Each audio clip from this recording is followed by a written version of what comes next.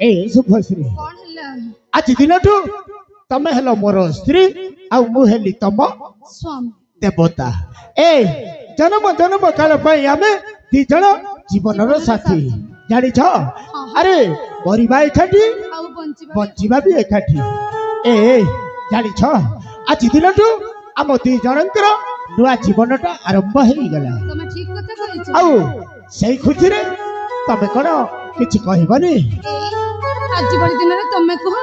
मो सुनुची मो कहबी तमे सुनिबो तापर तमे निश्चय कहबे ना अरे कह ना ताहले सुन मो कहूची सुनिबो तो अरे कह सुन सुभश्री तो खीरे मो खीरे तू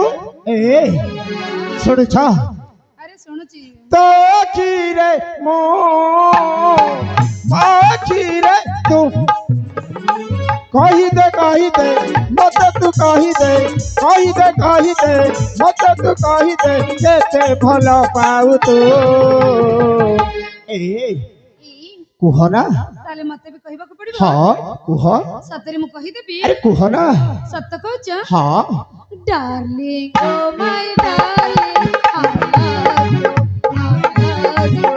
आई लव यू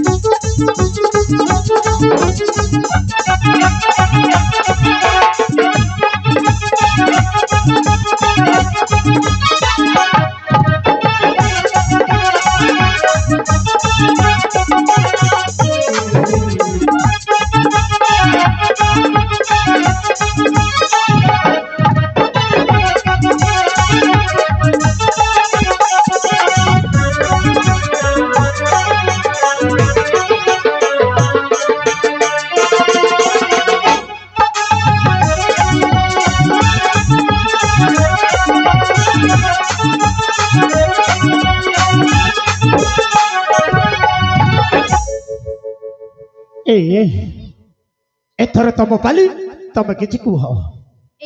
मु निश्चय कहितंती ए देखो देखो अनेक समय हो गलानी ए कथा जदि मो भाई जानिथिबे ताले हम दुई जन को पई विपद सेति पई ए जगह छाड़ी चली जिबा उचित सत कथा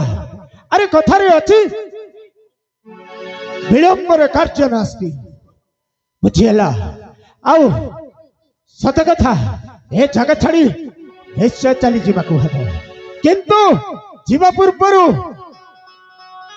ଗୋଟାଏ ମୋର ସର୍ତ୍ତ ମାରିବାକୁ ପଡ଼ିବ ପୁଣି କୋଉ ସର୍ତ୍ତ କହିଲ? ଶୁଣିବ